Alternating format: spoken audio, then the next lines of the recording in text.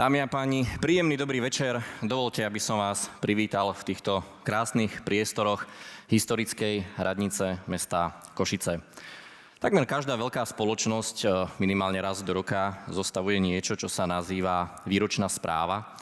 Je to taký dokument, je to taký pohľad na čísla a aktivity danej organizácie, ktoré sa za posledný rok alebo za posledné obdobie udiali v danej spoločnosti. Akcionárom mesta Košice sme my, obyvatelia, a takisto mesto aktívne komunikuje svoje aktivity, svoje činnosti v rámci sociálnych sietí, v rámci internetu, ale aj iných kanálov. Ja som veľmi rád, že už po niekoľkýkrát sa takto pravidelne, minimálne raz ročne, môžeme stretnúť aj osobne, aby sme odprezentovali to, čo sa urobilo, čo sa chystá, ale aj vypočuli si vaše názory, vaše pripomienky, na ktoré bude priestor v druhej polovici. Kým privítam nášho hostiteľa, primátora mesta, tak dovolte ešte, aby som privítal aj našich vzácnych hostí, ktorými sú poslanci Národnej rady Andrej Sitkár, Igor Šimko. Nech sa páči potlesk. Ale aj napríklad Tomáš Kysela, prednosta okresného úradu Košice. Taktiež, nech sa páči. Taktiež sme veľmi radi, že dnes môžeme privítať medzi nami starostov mestských častí mesta Košice, poslancov mestského zastupiteľstva, ale aj miestnych zastupiteľstiev, zástupcov generálneho konzulátu Maďarska a honorárnych konzulov Brazílie a Izraela v Košiciach, rektorov košických univerzít, zástupcov akademickej obce, zástupcov ekumény, charitatívnych organizácií, Rady seniorov, študentského parlamentu a zástupcov významných podnikateľov, no a hlavne vás, milí Košičania.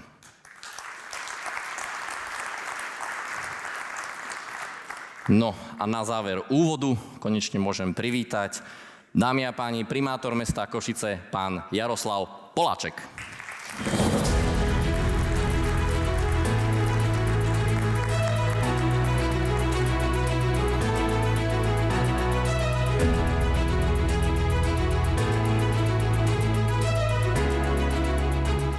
Ďakujem veľmi pekne a samozrejme moderátorom tohto večera bude Pedro Kolár. Pre neho veľký potlesk. Ďakujem pekne, že ste prišli. Tak, poďme rovno z hurta na vec. Jaro, ty prezentuješ veľmi aktívne svoje aktivity čo som si všimol, na všetkých sociálnych sieťach, aj zachytil som nejaké tlačoviny, ale viem, že si veľmi dávaš záležať na takom tom osobnom stretnutí s občanmi. Tvoj tím nie je len tí ľudia, ktorí tvoria tvoje bezprostredné okolie, ale naozaj je to obrovské. Keby sme to mali všetkých vymenovať, tak tu budeme že strašne dlho. V čom vidíš ty hlavný význam takýchto stretnutí a bolo by dobré spomenúť aj ďalších ľudí z tvojho tímu? No, v prvom rade ten tím je neuveriteľných 6500 ľudí, ktorí robia pre mesto Košice, či už zamestnanci, a samozrejme do toho vstupuje či už starostovia, poslanci a všetci okolo toho. Ale výsledky a vízia jednoducho by nebola bez toho, keby ten tím nebol veľmi taký, ktorý je kompaktný, ktorý s nami chce pracovať, ktorý vidí, že naše mesto sa hýbe. A o tom bude aj dnešný večer, aby sme hovorili o výsledkoch, aby sme hovorili o vízii a aby som mohol zároveň poďakovať všetkým tým, ktorí za takýmto veľdielom, obrovskými miliónmi, už dnes môžeme hovoriť za tých 7 rokov miliardami eur, jednoducho stoja. Veľká vďaka a keď môžete, prosím, jeden potlesk pre všetkých, aj tých, ktorí tu dnes nie sú, ale za týmto všetkým stoja. O čom sa budeme dnes rozprávať? Ďakujem pekne. A ak by sme mohli urobiť v predstihu taký destilát toho hlavného messageu, toho hlavného odkazu, ktorý by si bol veľmi rád, keby si ľudia z dnešnej sály, dnešného večera odniesli, čo by to bolo? Samozrejme, pripomenúť si pekné veci, to znamená tie výsledky, ale to, čo je asi hodnotné, to je tá vízia, to je to, ako my mesto Košice všetci s tým celým obrovským veľkým tímom vidíme o 10, 20, 30, 50 rokov. Toto je niečo, čo formuje mesto. A keď budeme vnímať, že to je to, čo chceme, tak to nás všetkých posilní. Či už to bola príprava územného plánu a jeho schválenie, to sú projekty, ktorými budeme žiť, to sú šlabikári, ktorí hovoria o tom, ako by sa naše mesto malo vyvíjať, ako chceme nové mestské centrum, ako chceme prepojiť naše mesto s východom na západ, teda od Furče až Staré mesto a ďalej, nové cyklochodníky, nové diela, nové veci. Toto, keď si každý z vás len štipku zoberie domov, ja budem veľmi rád a budem sa tomu tešiť, že to celé dáva zmysel. Pripravil si pre nás 3 okruhy. Chceme tak nezvyčajne začať dopravou. Prečo práve dopravou?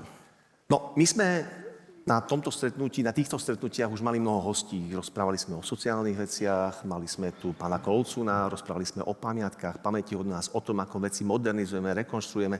Mali sme tu vzácnych hostí, bol tu aj pán riaditeľ magistrátu, jeho sme nespomenuli v úvode, ktorý tiež rozprával o svojich veciach. No a teraz sme si vybrali ďalšie témy, lebo už nemali by sme sa pred témami skrývať a ja si myslím, že som vytiahol tú najťažšiu kartu a najťažšiu tému a tá téma je doprava. To je jedna vec. S ňou samozrejme úzko idú investície a všetko to, čo s tým súvisí, lebo je to žrút peňazí. No ale samozrejme tá tretia téma, a tu sme už niekoľkokrát mali, je šport, pretože v tom športe je duch, je život, je zdravie. No ale doprava, musím povedať, že som si ju vyberal aj s takým trošku strachom, pretože ja si uvedomujem, že to je vážna, silná téma, ktorá určite celou spoločnosťou, a nielen v Košiciach, na celom Slovensku, v celej Európe, jednoducho trasie. Sú to veci, ktoré dennodenne vidíme od mostov, chodníkov, ciest a samotnú verejnú dopravu. Dobre, tak poďme to celé pretestovať.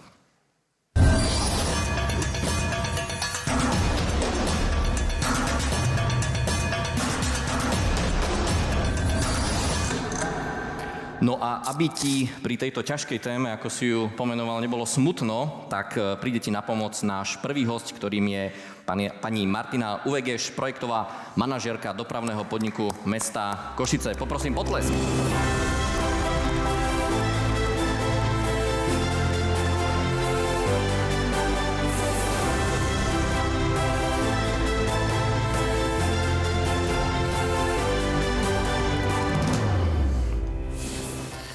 Dobrý večer vám prajem, mikrofónik, aby vás svet počul. Ja keď som sa s pánom primátorom pripravoval na toto stretnutie, on vás strašne vychválil. Lebo vy pôsobíte v dopravnom podniku, teda ak mám správnu informáciu, od roku 2000. A to znamená, že ste vysoko kompetentná osoba, aby ste to vedeli porovnať, tú minulosť a s tým, čo sa deje, alebo respektíve ako mesto pristupuje k riešeniu investícií, dopravy a tak ďalej za posledné roky. Ako by ste to uchopili? Viete čo, fakt pracujem v dopravnom podniku od 1.1.2000 a zažila som viacerých riaditeľov. Ako môj prvý riaditeľ bol pán Rajprich, minulého roku zosnulý, ktorý bol taký, ktorý poznal všetkých v dopravnom podniku pomaly po mene. My sme podnik, ktorý sme, dalo by sa povedať, rodinný podnik. Je tam viacej generácií, ktorí robia. Už vlastne od začiatku postupne postupujú i deti, i vnúčata. A myslím si, že po rokoch sa vrátilo naspäť to, že máme na vedúcich pozíciách ľudí, ktorí vyrastali u nás v podniku. Takže ja som spokojná. Jaro? To si nejako pochvala. Spokojná. Otázka je, že či s vedením, alebo s tým, čo robíme. Lebo my, keď sa spolu rozprávali, tak ja sa veľmi tomu teším, že, a to by ste mali hodnotiť vy za tých viac ako 25 rokov, skonštatovali sme, že história bola o tom, že dopravný podnik bol bohatou firmou, robil som veľa investícií, no a žiaľ, žijeme v dobe, kedy jednoducho peniazy neboli, ale prišli eurofondy a vy ste prišla s nimi. Áno, postupne som vlastne od životného prostredia, ktoré stále robím, prešla aj na projekty a terajšie vedenie, ktoré vlastne je, alebo tesne predtým, už začalo vytvárať taký tím pre projekty.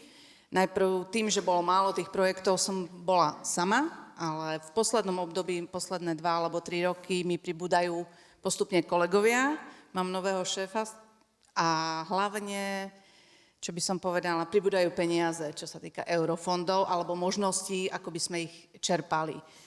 Ja som to zároveň spomenul, pretože pri tej doprave, a teraz nie len dopravnom podniku, ale doprave ako takú, pretože dopravný podnik rieši svoj svet a k tomu svetu ešte treba dobré cesty, treba mosty, treba ďalšie veci. Že my dnes vieme, nie je to kvízová otázka, štandardne, keď mám študentov, sa vždy spýtam, čo si myslíte, aký veľký dlh je v meste Košice v rámci investícií na doprave. Tá odpoveď je niekde na úrovni cez 1 miliardu eur. No a my dnes vlastne vám chceme aj hovoriť o tom, a už o tom dlhodobo rozprávame, a ja poprosím aj réžiu, aby nám postupne pustila to, čo plánujeme, a to je v najbližšom období preinvestovať neuveriteľných 0,5 miliardy eur. No a vy ste práve jedna z tých osôb, ktorá niekoľko, nie desiatok, ale stoviek, dokáže posunúť v rámci dopravného podniku. A to je to, čo tí, ktorí chodia autobusmi, tí, ktorí používajú verejnú dopravu, potrebujú počuť. Kľudne, nech sa páči. Jeden z tých prvých projektov, ktoré sú taký veľký boli vlastne investície do električkových tratí. Následovali električky, nejaké autobusy, sme ešte v minulom projektovom období mali, a následne prišla taká jedna naša veľká stavba, na ktorej sme sa všetci veľa učili, by som povedala. Celý projektový tím, ktorý bol v dopravnom podniku, aj vedenie nielen dopravného podniku, ale aj mesta častokrát do toho bolo zainteresované. A podaril sa nám taký unikát, že keďže sa to nestíhalo v rámci jedného projektového obdobia, sme boli jedni z mála, neviem, či nie aj jediní, ktorí sme vlastne projekt fázovali. Depo, možno to nevidíte ako vy zvonku, ale naši ľudia vo vnútri, ktorí robia údržbu na električkách, práve prebieha kolaudácia tohto depa a už sa neuveriteľne tešia, lebo dostali takú mňamku, by som povedala, časť areálu môžu užívať, ale nie celý. Takže už sa tešia, kedy nastúpia do tie umývacieho centra, do novej haly, kde majú nové stroje, kde fakt sú niektoré veci také. Môžem povedať príklad, pán riaditeľ? No jasné, samozrejme. Príklady sú najlepšie. Máme také, že brusenie kolies. Niekedy, alebo doteraz to robíme tak, že príde električka do dielne, tam sa zdvihne na zdviháky, dajú sa dole podvozky, potom podvozky sa odvezú do dielne, kde sa dajú tie kolesa dole, obrusia sa kolesa a tento proces, ktorý som vysvetlila, tak potom ide naspäť, hej, aby sa tá električka Čiže električka 2 týždne nejazdí, lebo proste kolesa sú niekde mimo z Košic. Tak. A v súčasnom období, teraz keď sklaudujeme depo, máme tam také 2 stroje. Unikátne. Unikátne, áno, jeden sa volá diagnostika kolies a druhý podúrovňový sústruh, ktorý túto prácu urobí s jedným zamestnancom za jednu pracovnú dobu. Neuveriteľných 6 hodín, ak ja mám dobré informácie. Áno. Čiže za 6 hodín dokážeme električku opäť dostať do sveta na naše kolanice. To sú takéto drobnosti, ktoré ľudia nevidia, ale budú ich za chvíľku cítiť, kedy električky už budú menej hrkať, bude menej vibrácií, budú tichšie. Samozrejme, ak tie kolesa sú rovné, že je to menej prúdu, to znamená, šetríme. To je depo. Depo, ktoré stálo ešte nie je úplne v závere v rámci kolaudácií, ale my už si myslíme, že to bude v priebehu, už odpočítame dni, ani nie týždne, už len dni odpočítavame.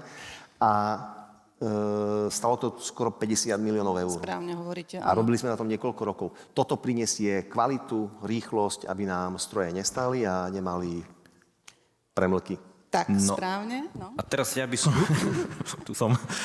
Poďme trošku aj na konkrétne ďalšie projekty, lebo ja by som sa chcel dotknúť aj veľmi, nechcem to pomenovať, že kontroverzného projektu, ale bolo okolo toho veľké mediálne halo.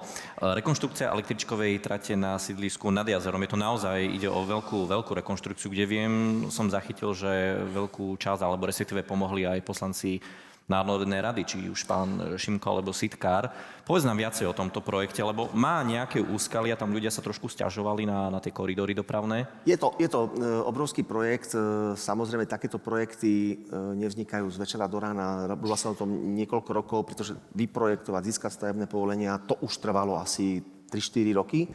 No a samozrejme, toto sú projekty, ktoré nejdú priamo z peňazí, ktoré sú nadané do nášho regiónu, ale idú priamo z ministerstva dopravy. To znamená, tu už sa treba dohodnúť, treba takúto výzvu získať a získať peniaze. To znamená, v tomto prípade na úvod asi veľká vďaka Ministerstvu regionálneho rozvoja, pretože dovolilo, aby sa peniaze alokovali cez ministerstvo financií na ministerstvo dopravy. No a potom s pani štátnou tajomníkou, pánom ministrom, pani štátnou tajomníkou Žilakovou, pánom ministrom Rážom ale aj kolegami z Národnej rady, ktorí tu aj dnes sedia, sa nám podarilo tieto peniaze presunúť. Totiž toto nie je len tak, že peniaze niekde visia, ono to z televízie všetci počúvame, eurofondov je veľa a nikto to nečerpá. To ešte okrem toho, že ich treba niekde presunúť, musí to niekto schváliť, aby to vôbec išlo, a to prechádzajú mesiace až roky. My ešte aj ako mestá medzi sebou súťažíme, kto tie peniaze uloví, to znamená, kto má lepší projekt, kto má voňavejší projekt, kto niekedy aj, či niekoho možno trošku pozná, či niekto presvedčí tých, ktorí musia rozhodovať. A samozrejme nad tým všetkým svieti veľká Európska komisia, ktorá jednoducho musí pri týchto veľkých projektoch dať to požehnanie. Čiže niečo, čo trvalo dlhé roky, na druhej strane mestská časť nad jazorom potrebovala veľmi nutne tieto kolanice meniť, hlavne v obratisku Vážecka. No a je to projekt, kde máme alokované prostriedky na úrovni 77 miliónov eur. A keď sme pri električkových trátiach, tak už dnes môžeme oznámiť, že máme aj stavebné povolenie na Alejovú. To znamená, už ako náhle dotiahneme niektoré procesné veci, spúšťame verejné obstarávanie. Verím, že opäť, ďakujem, to nejak spolu vymyslíme, aby sme získali aj takéto zdroje. A potom už prichádza posledná fáza modernizácie električkových trátí, a to je Južná trieda, kde to bude vychádzať niekde okolo 60-70 miliónov eur. To bolo na jedných z tých obrázkov. Verím, že stavebné povolenie bude niekedy na prelome alebo do leta a potom ideme ďalej. Ak to všetko opravíme, konečne už sa poďme rozprávať o tom, kde nové električkové tráte postavíme, ale najprv si treba opraviť aj to, čo máme.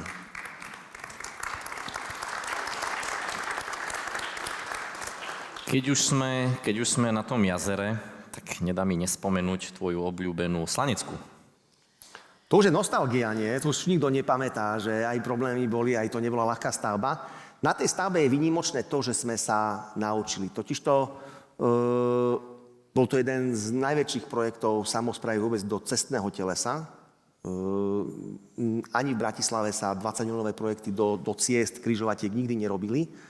Čiže my sme na jednej strane sa to museli aj naučiť.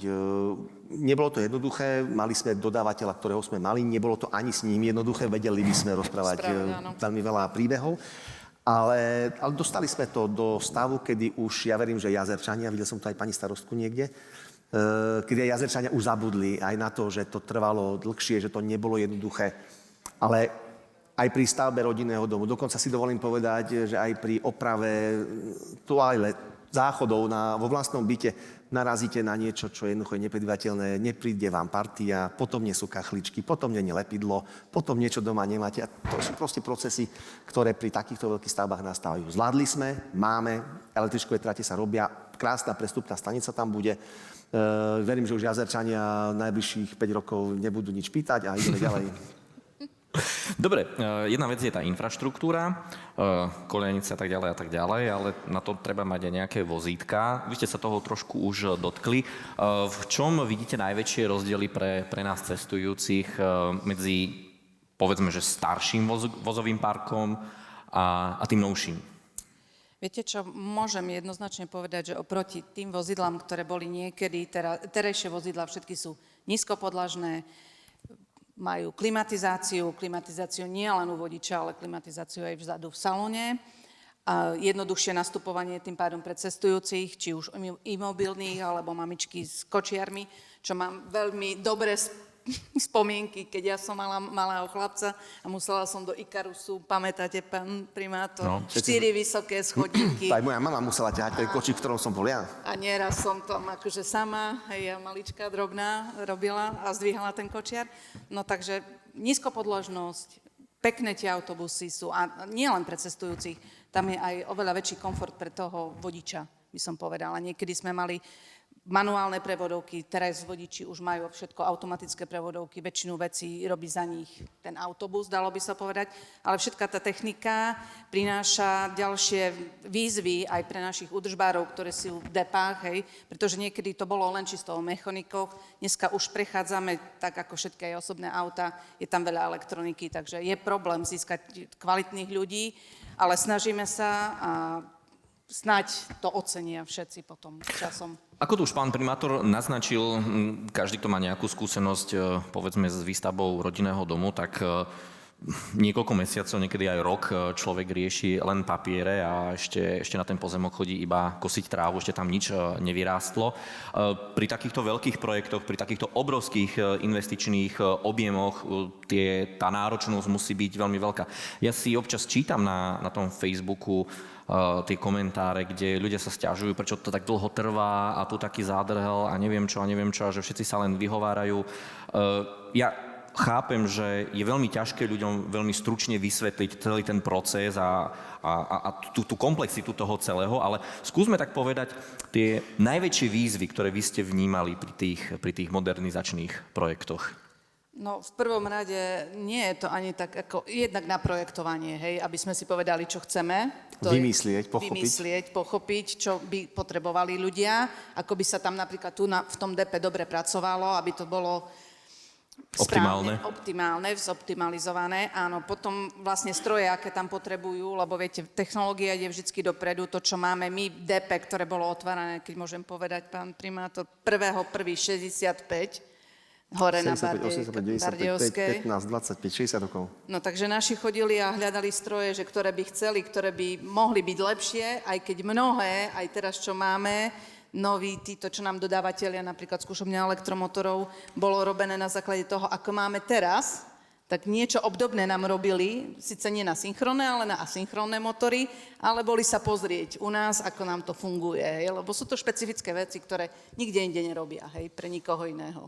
Ja mám odpoveď a tá odpoveď je z dnešného rána, keď za mnou boli architekti z nášho UH a budeme robiť takú aktivitu, ktorá sa pracovne, ja ju zatiaľ volám Cesta za výsledkami, kedy spolu s ATU, teda technickou univerzitou, kde je klub,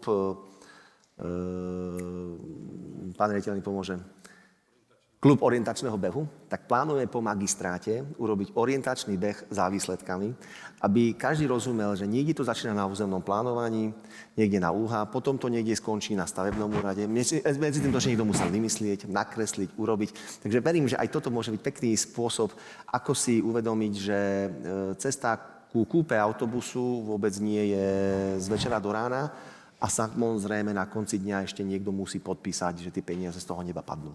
Treba si povedať, že tie pravidlá, podľa ktoré sa musia splniť, nevymyslelo mesto. To sú dané a mesto pri ich realizácii teda musí všetkým prejsť povinným. Áno, určite áno. No, dobre, takže máme peniažky, máme prísľub nových strojov, no a teraz tá realita, človek ráno vyjde do práce, celý natešený a bum, stojí v zápche 2 hodiny. Čo s tým? To je otázka na mňa? To je otázka na vás dvoch. Koordinácia, čo sa týka tých všelijakých tých zápch, lebo my sme na takom rozhraní, že nie sme ani veľmi veľké mesto, ani veľmi malé mesto. Pokiaľ je všetko v poriadku, tak človek sa z jedného konca na druhý toho mesta dostane do tých 15 cca minút. Ako náhle je niekde ťukec, tak už je to taká dobrá hodinka. No a keď niekde prebieha tá rekonštrukcia, tak to človek už si vypočuje celý playlist. Je to samozrejme o veľkej nepohodlnosti. Ak sa má niečo rekonštruovať, vidíme to na tom jazere, to znamená, že musí ísť náhradná doprava. Tá náhradná doprava, to je 10 autobusov, ktoré jednoducho sa stiahlo z nekadiaľ inakadiaľ. Je to nejaký nekomfort, je to nejaká nepohoda, ale my, keď sme sa niekoľkokrát na túto tému rozprávali, nepohoda rovná sa cesta k tomu, aby sme ten komfort vedeli zlepšiť. Jednoducho, ak má most zúžené pruhy, jednoducho neznamená, že sa na ňom nepracuje. Projektanti aj vyprojektovali, ale je tam ešte kopec technických vecí, ale na konci dňa on už bude fungovať. Takisto sa to týka ciest. Ono to je tak, že ak sa nerobí, tak mnohí vravia, nerobí sa, nie sú výsledky. A keď sa robí, tak opäť je to nepohoda, nekomfort, pretože je tam buchod, je tam rachod, je tam veľa svetla, sú tam robotníci a treba strácať čas. Žiaľ, stále narážame na to, že historicky proste sme sa niekde hýbali v veľkých investičných dlhoch. Dnes, najmä vďaka eurofondom, sa výrazne posúvame a my na magistráte aj s dopravnom podniku sme sa postavili k veciam tak, že nebudeme veci riešiť per partes. Poďme kúpiť jeden autobus. To sa proste nedá. Poďme riešiť veci naozaj komplexne, preto v tých slajdoch ste videli, je už dnes objednaných, už sa vyrábajú, za pár týždňov ideme do Plzne si pozrieť prvý autobus, aby sme ho mohli dostať na naše cesty. Následne podľa neho vzoru sa do konca septembra vyrobia ďalšie kusy, takisto elektrobusy s takými tykadlami, k tým trolejbusom to určite budú otázky v závere, lebo bude aj diskusia. Takže toto všetko postupne sa robí, ale nemá zmysel to robiť kus po kusu, ale naozaj to robiť komplexne. A vďaka eurofondom to je tá 0,5 miliarda, o ktorej vlastne hovoríme a ktorú do Košic cez dopravný podnik určite chceme doniesť. Určite. Budeme sa snažiť, my sa veľmi snažíme s kolegami, aby sme A prekážok je veľa. dotiahli. Prekážok je vždy veľa, ale to je o tom, aby sme ich nejakým spôsobom odstraňovali. Napríklad pri autobusoch, som sa tiež spolu rozprávali a včera, keď sme sa tu pripravili na dnešný večer, sme si práve zaspomínali, pozreli sme sa do papierov, ako to je napríklad s autobusmi, ktoré boli donesené pred 11 rokmi do Košic. Bolo ich 200. Už sú dávno vyradené, ale balónové splátky tých autobusov sú tento rok. Čiže už nám chýbajú nové autobusy, ale ešte splácate tie, ktoré už dávno dožili. V danom čase, to sme sa spolu aj tak zhodli, bolo to váho, prišli autobusy, fajn, daná doba si to vyžadovala, ale z dlhodobého pohľadu vidíme, že to nebolo správne. Autobusy treba nakupovať per partes. postupne, obnovovať ten park a nie ho obnoviť naraz, lebo potom príde jeden veľký problém. Každopádne tento rok do Košic donesieme desiatky autobusov, už len tých elektrobusov, dlhých, krátkych, potom budú dlhé, ich bude to sú 18 svetov, tých 11 elektrobusov, bude ďalších 30, ktoré budú na pohon CNG. Medzi tým už príde nejaká nová električka, alebo teda prvé repasované, ale električky. Repas neznamená, že sa toho máme báť. Bude to najmodernejšia technológia, kde človek sa ani neuvedomí.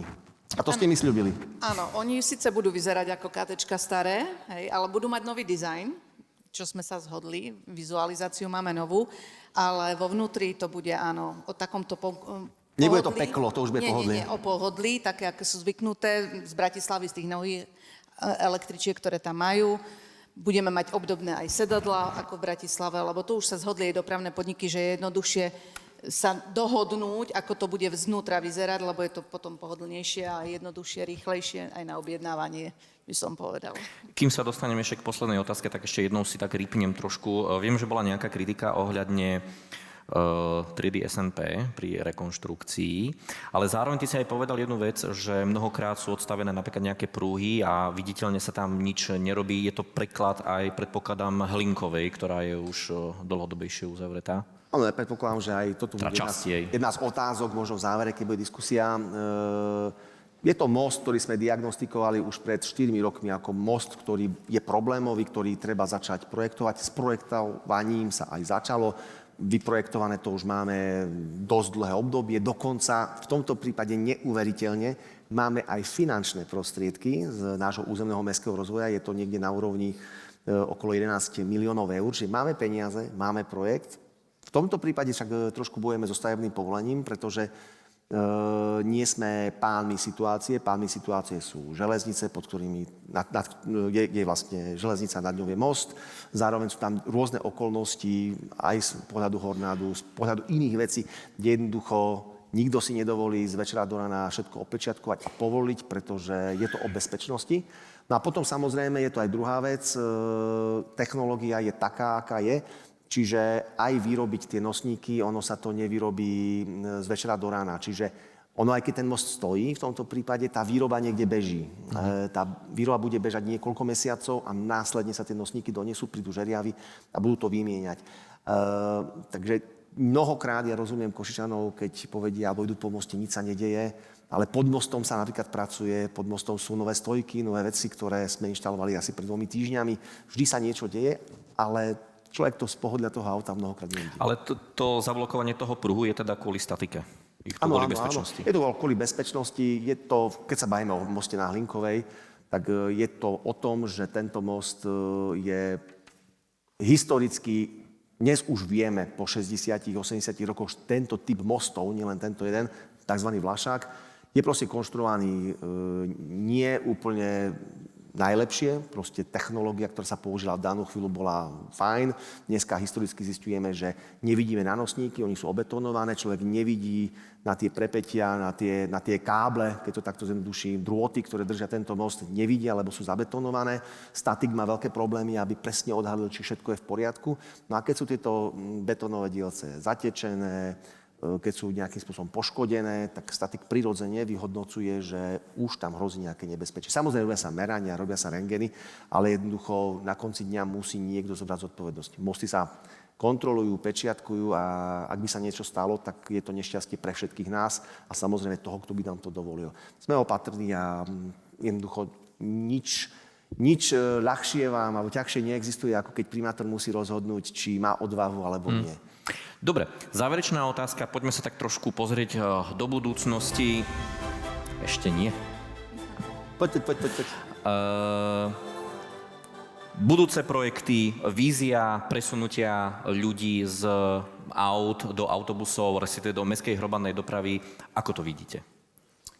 Viete čo, ja som zastanca MHD. Ja jazdím každý deň MHD, takže sa čudujem ľuďom, že nejazdia MHD pri tých zápchách, ktoré sú v meste.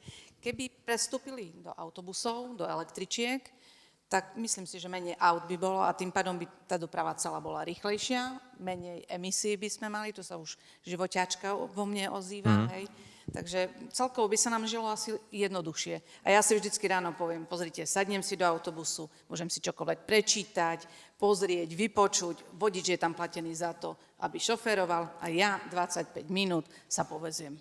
A okrem toho, čo je podľa vás taká ďalšia motivácia, alebo čo by mali byť tie motivácie, čo by si občania mohli uvedomiť, okrem toho, že si teda môžem prečítať, vypočuť správy, podcasty, vypočuť si hudbu.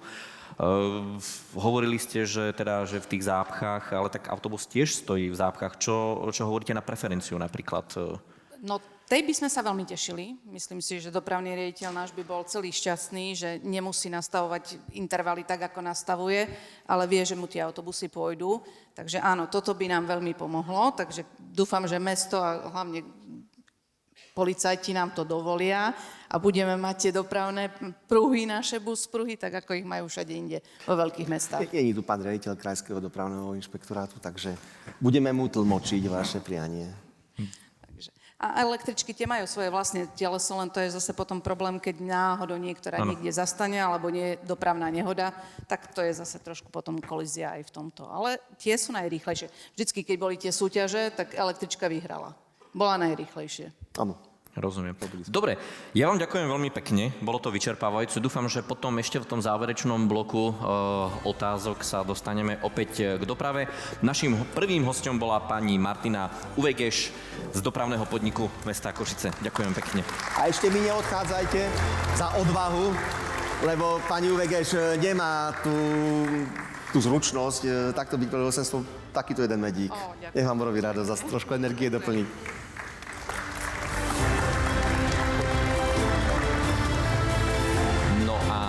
My pomaly prejdeme na ďalšiu tému, ktorou je rozvoj. Poprosím upútavku.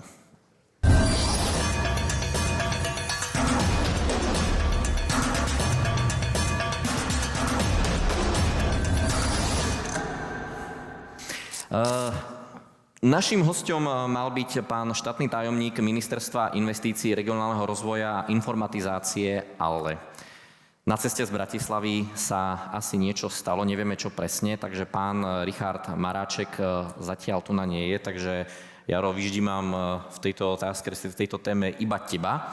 Ale poďme plynule do toho, lebo v podstate ten objem investícií, ktorý do Košíc prišiel na dopravu, alebo respektíve takto, objem investícií, ktoré prišiel do Košíc, nie je len na dopravu, ale je to aj na iné projekty, na iné oblasti. Skús nám tak stručne popísať jednak, že o čom vlastne hovoríme a aj možno tak načrtnúť tú spoluprácu so samotným ministerstvom, ako ho ľudovo všetci volajú MIRI. Ak dovolíte ešte najprv k našemu hosťovi, bola dohoda, že pán štátny tajomník príde, on je práve ten, čo porovnáva aerofondy, porovnáva mesta, porovnáva kraje a ja som sa tešil, že nás tu vychváli, ako dobre čerpáme a žiaľ sa nám to nepodarilo. Aj keď prvá úvaha bola, že príde samotný pán minister Migáľ, ale dohoda potom bola, že má iné povinnosti a teda nám delegoval páneho štátneho tajomníka. Čiže len na vysvetlenie.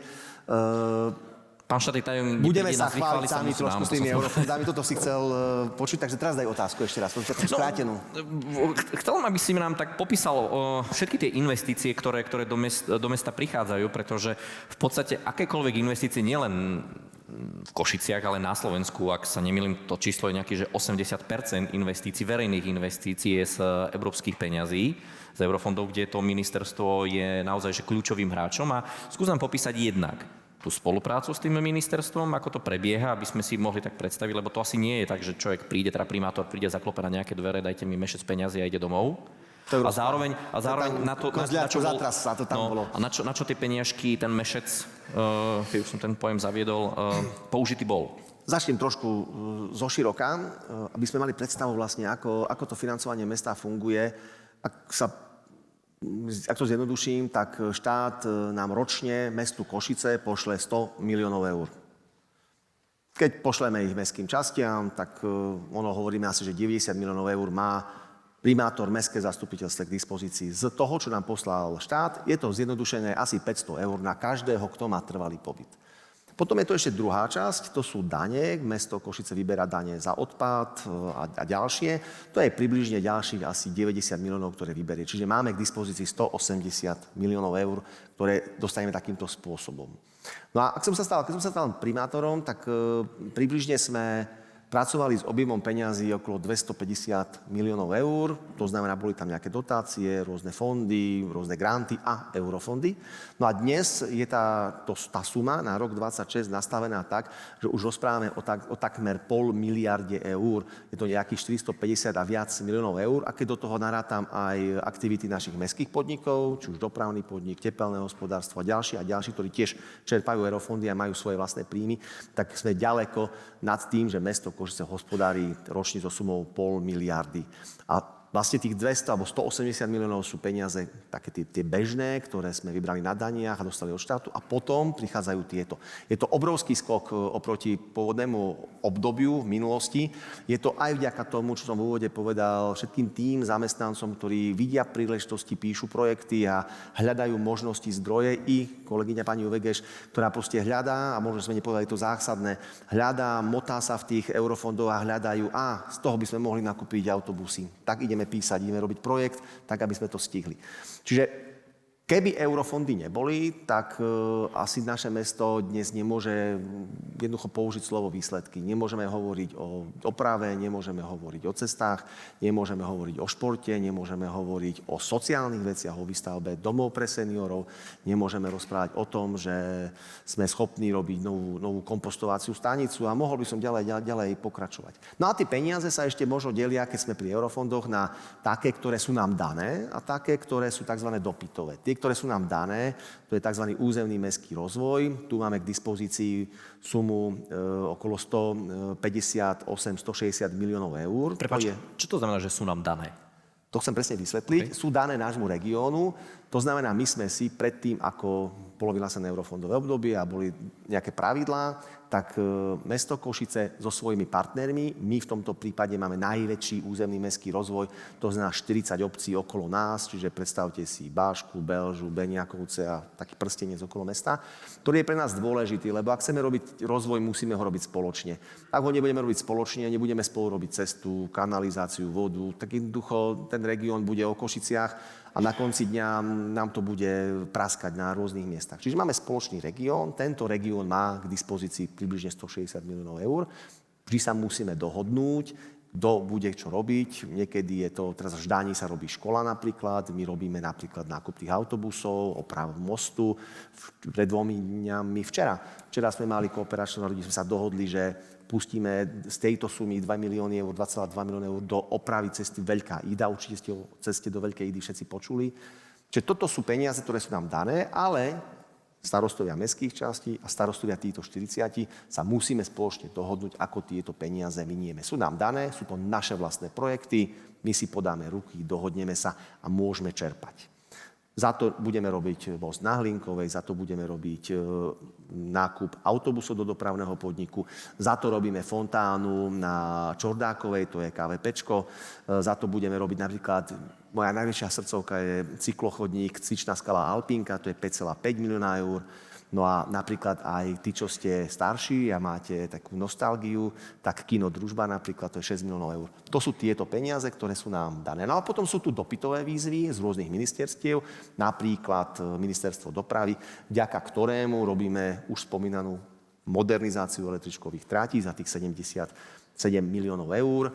kde jednoducho musí ministerstvo dopravy vypísať výzvu, musí tomu uveriť, musí to byť samozrejme v súlade s rôznymi európskymi pravidlami, normami.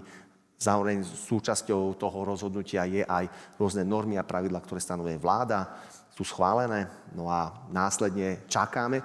Pán primátor Rybníček z Trenčína, on vždy rád hovorí, že stojíme jak poľovníci s puškou a čakáme na dopyt a vystrelíme a snažíme sa trafiť. No ale samozrejme medzi sebou, to som už spomenul, aj súťažíme, lebo vyhráva najlepší projekt. Čiže toto sú iné typy víziev a za nich vlastne robíme iný typ úloh, ktoré sú už na takej väčšej národnej úrovni, ktoré už nie sú úplne drobné, malé, kde to naozaj nie je o nejakej malej ceste. Napríklad z toho územného mestského rozvoja, teraz to súťažíme, za pár dní vám oznámim konečne aj kruhový objazd pri mestskej časti Sever, pri Krováréne, už budeme môcť pustiť. To sú malé veci. A potom takéto veľké cez ministerstva, či už MIRI, či už ministerstvo dopravy, to sú také kľúčové ministerstva, ktoré mesto potrebuje. Ale aj ministerstvo vnútra robí napríklad pre kamerové systémy rôzne výzvy a podobne. Poďme trošku napríklad na takú oblasť, ktorú ty si v podstate že veľmi aktívne rozbehol ešte počas svojho prvého mandátu, a to je energetika a diverzifikácia zdrojov. Viem, že toto bol dosť náročný projekt, pretože do neho bolo zakomponovaných veľmi veľa subjektov, veľmi veľa strán. Nebolo to len o tom, že Košice niečo chcú. Skús nám o tom povedať viac. Energetika je veľmi zložitý pojem. Najprv, aby sme mohli vôbec sa rozprávať, tak sme museli dokonca na magistráte aj založiť oddelenie energetiky. Ale pozeráme sa na to, čo je mne najbližšie. A keď som v roku 2017-18 kandidoval na primátora a som vravel, že ja ten geoterm v tom Ďurkove rozbehnem, všetci krútili hlavou, že to je snílko, to je slniečkár, to sa nedá. Dnes je tam vrtná súprava, ktorú vidíte aj na obrazovke a vďaka tomuto sme už tento projekt dostali do fázy, že je nezvratný. Už je na to eurofondy, je to v hodnote viac ako 140 miliónov eur. Nie je tam úplným partnerom mesto Košice, je to teplárenský holding, ten bude robiť ten 14 kilometrov dlhý horúcovod práve z obce Ďurkov a Ďurkový SPP Infrastructure bude vlastne už dnes vrtá, pripravuje a robí veci, ktoré súvisia. Spolu tieto dve spoločnosti získali sumu 140 miliónov eur a na konci dňa, niekedy koncom mája by už mali byť vrty hotové, pretože my sme tam mali 3 vrty, teraz robíme ešte ďalšie 3, lebo chceme väčší výkon dostať do mesta Košice a následne už verím, že niekedy v lete by sme mohli mať aj vysúťažené dodávateľa na náš horúcovod a začíname stavať potrubie. Potrubie príde do Košíc, to potrubie cez tepláreň, staré teko, ktoré máme na jazere, dá teplo do našich radiátorov cez zasa našu mestskú spoločnosť, a to je tepelné hospodárstvo. A to už bude splnený môj sen. Po celej tejto ceremonii to nie je tak, že Košice budú vykurované iba z Ďurkova. Je to v podstate, že ďalší veľmi dôležitý zdroj, ktorý je navyše ekologický, pretože teraz tepláreň beží na plyne. Samozrejme, ono ani nemôže byť všetko v radiátoroch teplo z geotermálneho vrtu. A samozrejme my tú vodu, ktorú z vrtu dostaneme, my ju rovno aj stláčame na zem, čiže my vlastne odoberieme teplo. Čiže my nenesieme vodu, my nesieme teplo do mesta, to je prvá vec. A druhá vec, to teplo má nejakú konštantnú teplotu, teda potrebujeme malú konštantnú teplotu a potrebujeme, aby to fungovalo aj v zime, aj v lete, čo znamená, že ak sú výkyvy, keď je vonku minus 15, tak jednoducho treba doohriať, treba tie výkyvy nejakým spôsobom nastaviť a na to je plyn, ale čo je podstatné, teplárenský holding by mal úplne ustúpiť od fosílnych palív z pohľadu uhlia, to znamená čistejší vzduch, menej tuhých čiastočiek, jednoducho je to niečo, čo Košťania by mali privítať. Nie len z pohľadu zdravého zeleného tepla, ale aj z pohľadu ovzdušia a všetkého okolo toho. V rámci tohto bloku veľa spomínaš financie, spomínaš aj konkrétne sumy, ale tá metafora s tým poľovníkom je celkom dobrá, ale skús nám ešte na chvíľku trošku priblížiť, lebo v podstate Dôležité je, aby to mesto nejakým spôsobom bolo na tie projekty pripravené. Hej, lebo to poľovanie to je, že tú už pušku máš. To znamená, že vieš, že čo Projekt je chceš. nakreslený, napísaný a treba ho len upraviť jemne. Ale tá komunikácia s tou vládou je aj o nejakej realokácii zdrojov, pretože tam má možno nejaký vlastný plán, možno nejaký vlastný odhad, že kam tie prostriedky by sa mali investovať alebo použiť. Ako to prebieha? Vieš tam to trošku tak načrtnúť, aby sme si to vedeli predstaviť? Naozaj, veľmi, veľmi dobre povedané, ale v dobrom povedané, je to boj. Pretože logicky tých zdrojov nie je nekonečne, logicky o tie zdroje má každý záujem, logicky každý vidí inak tú svoju činnosť a inak priority, či už je to každý primátor, či už každý minister, každý vidí oblasť, kde jednoducho chce pridať, niečo ide kontinuálne, niečo sú veci, ktoré si človek povie, OK, máme problém s vlakmi, potrebujeme pridať viac na vlakov. Logicky zrazu sa tie peniaze prečerpávajú, medzi tým riešime obranu, riešime peniaze, ktoré sa realokujú možno na nejaké iné projekty. Čo samozrejme pre nás ako primátorov je vždycky také, že ako ja osobne, každý zdroj, ktorý nám vyschne, je jednoducho pre mňa smutné, lebo jednoducho nemôžeme realizovať veci. Ale ja som sa naučil, že pripravenému šťastie praje a vždy sa nájde skratka. Hej, ale treba byť pripravený. A keď sme pripravení, to ma naučil Richard Dlhý, ho tu niekde vidím, šéf nášho strategického oddelenia.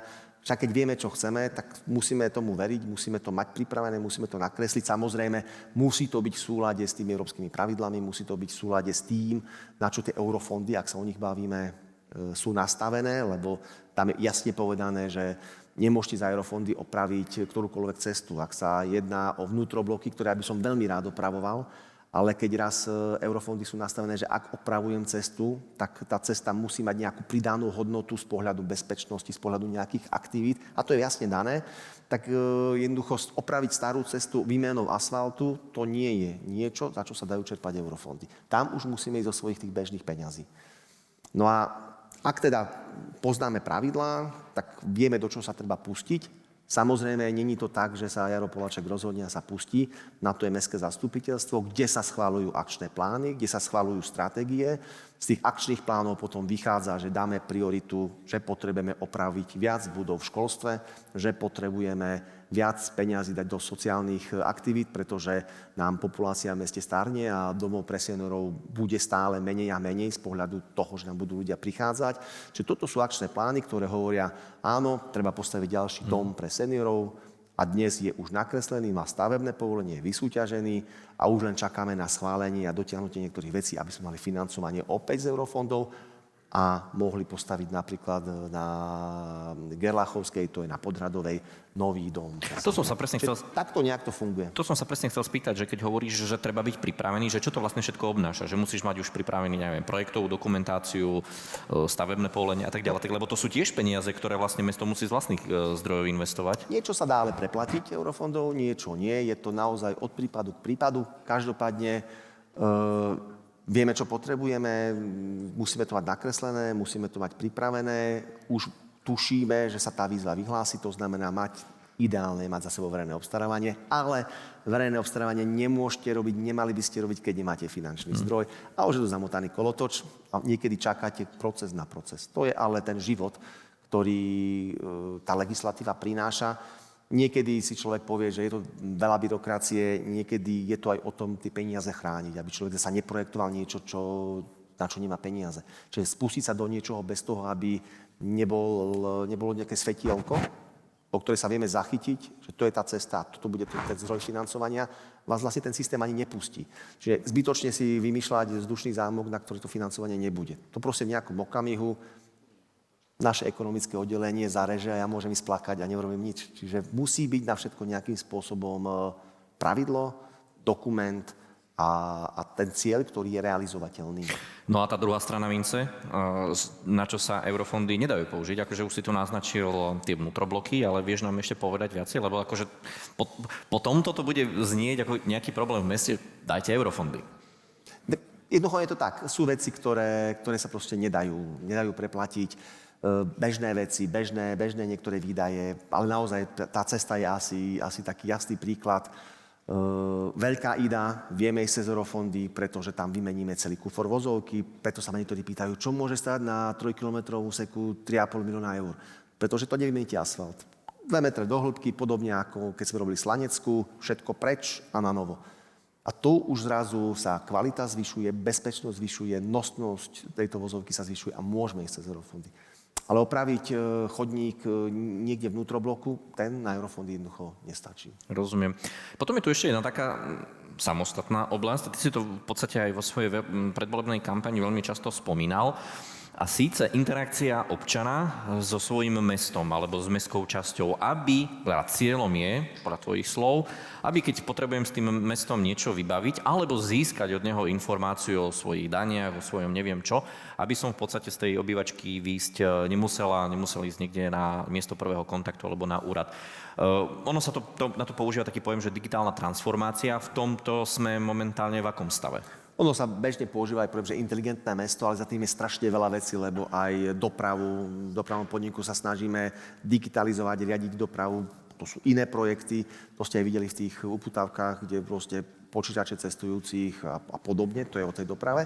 A zároveň my dnes vlastne vstupujeme do novej fázy, už takej, ktorá bude veľmi moderná, kedy sme už aj zverejnili zmluvy, už sa dokonca dnes aj projektuje a tu budú nové aplikácie, kde z mobilu by každý Košičan, voláme to konto Košičana, by mal ovládať svoje konto v meste. To znamená vedieť, čo sa v meste deje, pýtať sa mesto, čo potrebuje, vedieť, či má všetko v poriadku, či má všetko zaplatené, jednoducho vstúpi, vidí od daňových vecí, vidí od zaplatenia smetí, až po to, čo ja by som chcel na konci dňa mať, že zaplatiť si listok na parkovanie, zaplatiť si mesačník na MHD, alebo si nechať zahrať pesničku na fontáne len preto, lebo má všetko zaplatené a ten benefit mu mesto dá. Aplikácia, s ktorou bude vedieť riadiť svoj kontakt s mestom, a byť úplne k nemu blízko. A mať informácie o tom, že ak žijeme na ulici, ja bývam na Božej Nemcovej a keď na Božej Nemcovej je odstávka, tak všetci, čo majú aplikáciu, sa dozvedia, že o 2 dní tam bude problém s elektrikou, lebo bude nejaká hodinová odstávka. Na ďalší deň nepôjde internet. A všetci toto by mali cez takúto aplikáciu tieto dáta získavať. My už webové rozhranie máme, to čiastočne funguje, už 10 000 Košičanov dnes už užíva. Postupne, ako náhle to už bude aplikácia v mobilnom telefóne, tak ja som presvedčený, že postupne ľudia k tomu budú prichádzať. My budeme funkcie rozširovať a na konci dňa tá posledná funkcia bude s tou pesničkou na fontáne. Spievajúcej samozrejme. Dobre. Tak spievajúcou fontánou sme uzavreli ďalší blok. S hosťom sa teda nelúčime, lebo tým hosťom si bol tu na ty, ale my pôjdeme pomaličky ďalej na posledný, tretí blok a ním je šport.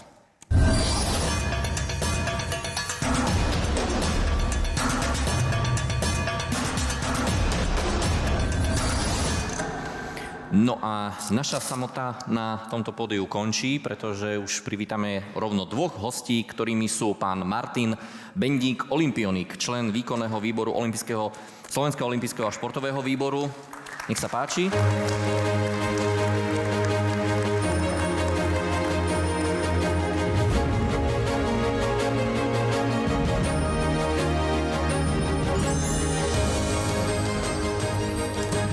A druhým hosťom je Miroslav Luberda, olympionik, predseda Olympijského klubu Košice.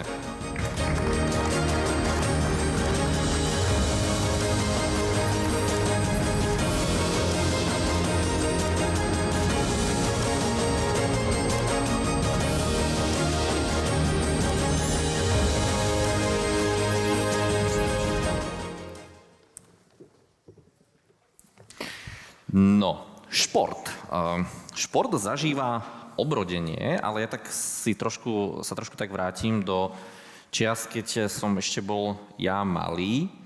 Asi pamätám, že to boli časy, kedy sa na ten šport dali využiť, alebo respektíve my sme museli využiť každý meter chodníka, doslova do písmena aj pred našou bránou, lebo tie autá ešte v takej kadencii neboli. Potom pribudli v nejakej kvalite ihriska, športoviska. Páňa, to je otázka na vás všetkých troch. Ako keď si vy tak zaspomínate, kde vidíte to mesto, v akom stave bolo kedysi, čo sa týka športovej infraštruktúry, možnosti športovania a dnes? Ale trošku o sebe. No áno, z pohľadu Dobrý zo svojho večer pohľadu. ešte raz všetkým. Ďakujem veľmi pekne za pozvanie. Ja osobne môžem aj povedať to, že ja som študoval na Univerzite Pavla Jozefa Šafárika telovýchovu, takže viem sa na to pozrieť tých 10 rokov, 12 rokov dozadu. Myslím si, že mesto Košice veľmi dobre napredovalo, čo sa týka športovej infraštruktúry. Môžeme to sledovať každým rokom. To mesto napreduje, čo sa týka aj celkového športu.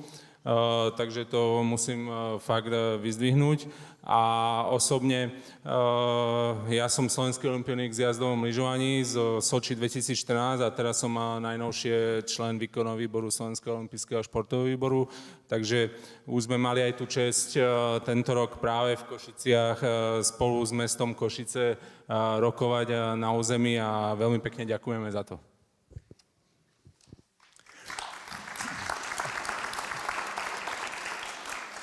Ďakujem a ja ďakujem veľmi pekne za pozvanie, že dnes môžem tu nabyť a takisto povedať svoje názory alebo ako proste postrehy, ktoré tu mám. Ja som Košičan, respektíve narodil som sa v Ostrave, ale v 3 rokoch sme sa presťahovali do Košíc a odtedy som tu na aktívny, mimo 2 rokov, keď som bol na vojenskej činnej službe ako v Prahe, v Rudej hviezde. Takisto som olympionik, absolvent, respektíve účastník olympijských hier v Soule, v zápasení, takže ako proste šport, ktorý som v tomto meste robil, prakticky celý život, tak si myslím, že v tejto dobe ako má svoje miesto takisto ako medzi mládežou, lebo naozaj ten šport, ako tu mládež posúva ďalej, ako i keď ja som robil individuálny šport, ale aj v tom individuálnom športe človek vyrastá v kolektíve a ten kolektív jednoducho posilňuje toho jednotlivca. Kým sa dostaneme k jednotlivým aspektom témy, ktorú tak Jaro pracovne nazýva reštart športu, tak Jaro, teba sa chcem spýtať. Tá podpora športu z pohľadu mesta je do 2 oblastí, alebo má to 2 sféry. Prvá je infraštruktúra a potom je podpora klubov. Dobre som to pomenoval? Môžeš to trošku rozvísť? Pomenoval, ja ešte trošku premostím. Už nie reštart, ale už dnes fandíme športu.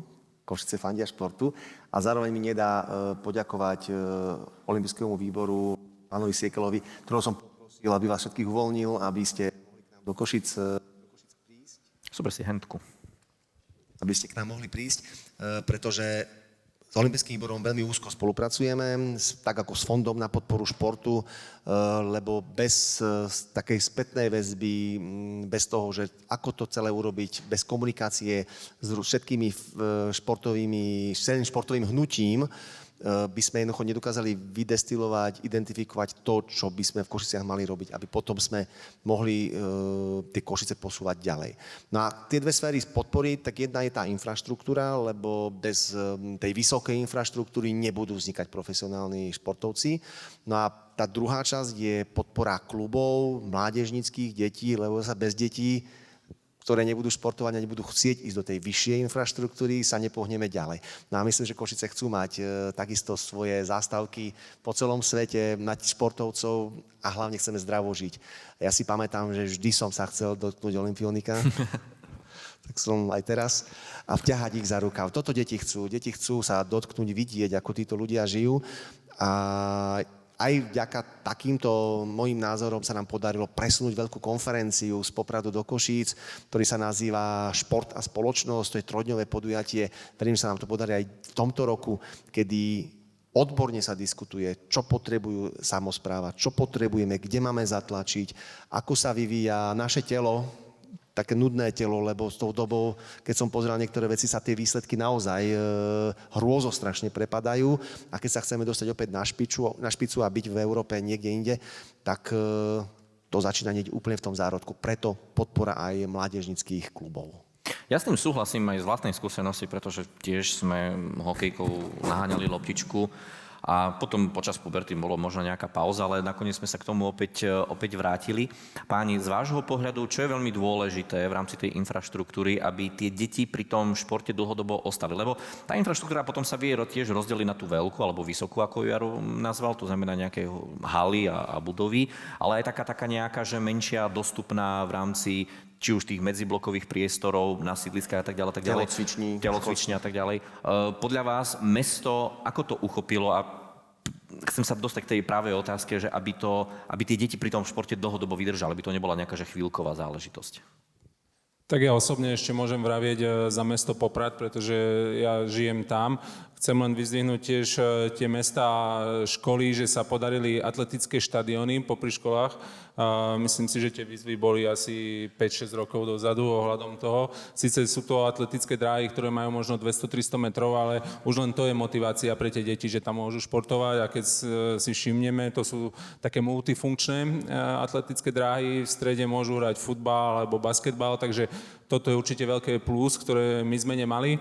A čo sa týka aj toho, ako spomínal pán primátor, tento rok tu bola konferencia Šport a spoločnosť a spolu sme sa boli pozrieť na 3 najväčšie športové infraštruktúry, ktoré sú teraz v Košiciach a musím povedať a pochváliť tiež futbalistov, plavecký štadión sa urobilo, ale aj tenisové centrum, takže klobúk dole, ja si myslím, že ide to tým správnym smerom a na to je aj ten fond na podporu športu, aby to napredovalo a tie deti mali aj tú motiváciu, keď prídu sa pozrieť do tých krásnych priestorov, že nie je to staré, otrhané, rozbité, ale je to krásne a tá motivácia potom príde s tým. Tak moja generácia sme vyrastali takisto na ulici, kde sme mali k dispozícii ešte parkoviska, lebo auta neboli toľko, ako bolo, ako je školské ihriska, dvory nákupných centier, ako respektíve obchodov, ako tam sme naháňali takisto tú loptičku, alebo fotbal sme hrali na medických internátoch a takto. Dneska už je to bohužiaľ ako zastávané všetko, ale si myslím, že by ešte bolo vhodné, ako popri tých projektoch, ktoré sa tu urobili, aby sa mohli urobiť ďalšie projekty, ktoré tie deti by mohli ako proste bezpečne hlavne ako športovať, lebo áno, tie príležitosti treba využiť, keď dieťa chce, tak aby mohlo športovať. Lebo keď v tomto nepodporíme, tak ako potom budeme mať problémy v inej sfére. Viete dať nejaké príklady, že čo, lebo si tu primátor, tak rád si ich určite vypočuje, že čo z vášho pohľadu mal by byť ten ďalší krok? Tak určite nám tu chýba jedna multifunkčná hala. Zatiaľ máme ako Steel Arenu, ktorá je ako multifunkčná, ale je to väčšieho charakteru, respektíve kapacita je ako tam väčšia. Ale potrebujeme nejakú menšiu halu, kde áno, na športovom areáli bola jedna, ale bohužiaľ tá je ako teraz v takom stave, ako je. Niečo také, kde by bolo 2,5-3 tisíc kapacita, ako ktorá by bola na tie loptové hry, respektíve na iné podujatia, ktoré by boli ako proste pre tú mládež ako prínosom, ale samozrejme treba aj malé telocvične, ktoré budú ako proste tú mládež podchytávať, aby mohli kde vyrastať. Jaro, to teraz premostím na teba. Skús nám povedať také, možno z tvojho pohľadu, projekty, na ktoré si za svoje obdobie jednak najviac hrdý, ale zároveň skúsme tak aj načrtnúť tú budúcnosť, že kam ďalej to chceme smerovať, aby vlastne z toho celého mesta mohlo byť jedno veľké športovisko. Ťažko povedať, na čo som hrdý, ja už som to mnohokrát povedal, ja som nestupoval do samosprávy za primátora, že idem, a to som sa mnohokrát priznal, že idem robiť šport. Ja som videl iné problémy v meste, ale jednoducho za pár mesiacov som zistil, že ten šport alebo tá infraštruktúra v Košiciach je naozaj na kolenách, a jednoducho potrebujeme veci riešiť. Čiže ja som sa trošku preorientoval. Je veľmi dôležité a vedieť, že pán riaditeľ magistrátu má tiež vyštudovanú školu, kde sa rozprávalo veľa o športe. A jednoducho som pochopil, že máme šancu vďaka Fondu na podporu športu veci meniť. No a ktorá je najkrajšia? Jednoducho tí, čo majú radi futbal, pre nich je najkrajšia futbalová arena, tí, čo majú badminton, tenisová a tí, čo chcú plávať, alebo basketbal, Angels Arena, florbalisti na Želiarskej majú novú halu. Či tých hál je viac, samozrejme tých možno, že menších, ale ten profišport sa tam dá robiť. Veľké tie otvorené ihriska na Starozágorskej, na to som obzvlášť hrdý, lebo to bolo jedno hnusné, zanedbané, škaredé športovisko, kde už nikto nechodil, dokonca ani škola, ktorá je hneď vedľa a slúžiť malo škole, ani oni tam už detičky nechodili, lebo tak to vyzeralo. A dnes je to úžasné. Takže ja som na všetkých hrdý, lebo za každým sa skrýva príbeh kolegov, ktorí na tom robili, príbeh tých problémov, ktoré to sa nedá naozaj povedať, lebo to sú desiatky balvanov pri každom jednom projekte, ktoré vyskočia, a sa pýta, prečo to trvá dlhšie, prečo niečo tak, prečo nie inak. A toto je zážitok, ktorý mne už nikto nikdy nezoberie. No a potom prichádza tá ďalšia vec, čo ešte, je toho strašne veľa. Videl som obrázky Steel Areny. Steel Arena, tam spoločne riešime, aby sme v roku 29 mohli privítať hokejistov majstrovstvá sveta. Takže tam opäť s fondom riešime obrovskú dotáciu, aby sme zvýšili kapacitu hľadiska, opravili ešte vzduchotechniku, aj keď sme už investovali obrovských 7 miliónov do Steel Areny, teda ona je multifunkčná, ale stále je to 20-ročné športovisko, ktoré už potrebuje aj v iných veciach zabrať. Takže tam sa bude robiť veľká investícia. Olympijský vodný bazén stále nie je ešte na konci svojej púte, tam máme ešte 3 fázy. Tá jedna sa teraz dokončuje, to je prepojenie, aby keď príde plavec si mohol vybrať nie z 2, ale z 3 bazénov, teda aj na fukovacej haly. Zároveň v lete by som bol veľmi rád, keď sa nám podarí strhnúť plot medzi plavárňou a kúpaliskom. Verím, že tam sa všetci stretneme a zároveň aj vytúžaný tobogán, aby to bolo nie len pre veľkých plavcov, ale aby aj deti tú vodu dokázali sa jej dotknúť, aby mali chuť chodiť, sa kúpať, chodiť plávať. Čiže aj tobogány, no a potom ešte do toho prichádzajú parkoviska a ďalšie veci. To sú tieto veľké veci. No a potom my už dnes sa pozeráme a obzeráme po menších športových federáciách, ktoré máme tu v Košiciach, od lukostrelby, od tých, ktorí skáču na trampolínach, majú problém s halou, lebo oni potrebujú skákať vysoko a nemáme vysoké haly.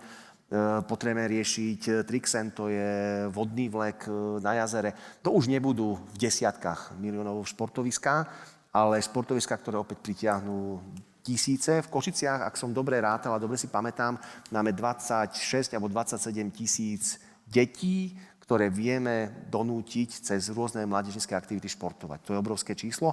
A tí sa musia nájsť. Niekto chce lukostrelbu, niekto chce plávať, niekto chce skákať, niekto chce robiť florbal a podobne. Ja sa dotknem na chvíľku, trošku odbočím možno inej témy, keď už máme tu zástupcov športovej obce. A to je taká ošemetná téma trošku, pretože keď už tá infraštruktúra teda je aj to príjemné prostredie, tie deti naozaj majú kde pôsobiť, či už rekreačne alebo nejakým spôsobom aktívne, tak mnohokrát sa potom dostanú pod tlak rodičov na výsledky, očakávania a tak ďalej a tak ďalej. Ja viem, že táto téma, alebo táto otázka už možno tak nesúvisí priamo s mestom, ale z vášho pohľadu toho profesionálneho prístupu k športu, ako by toto malo byť uchopené? Ja neviem, či tam mesto môže k tomu v tomto princípe zohrať nejakú rolu, aby naozaj tie deti v tom športe dlhodobo zotrvali. Moja skúsenosť je taká, že ja keď som robil šport, moji rodičia nevedeli, že čo robím, ale bola to moja dobrovoľná iniciatíva a ja som chcel. Dneska, bohužiaľ, stretávam sa aj na Steel Arene, v ktorej pôsobím, že tie deti, počujete, no to ja to musím robiť, lebo rodičia už toľko a toľko peňazí naliali a teraz on musí robiť, on to nechce, ale musí, lebo rodič povie, že musí. Takže určite, ale to je téma aj na školách a všade, aby proste tí rodičia boli nepremotivovaní, lebo áno, každý chce mať hráča NHL, alebo čo ja viem, kde vo futbale, aby bol veľmi úspešný a zarábal nenormálne peniaze.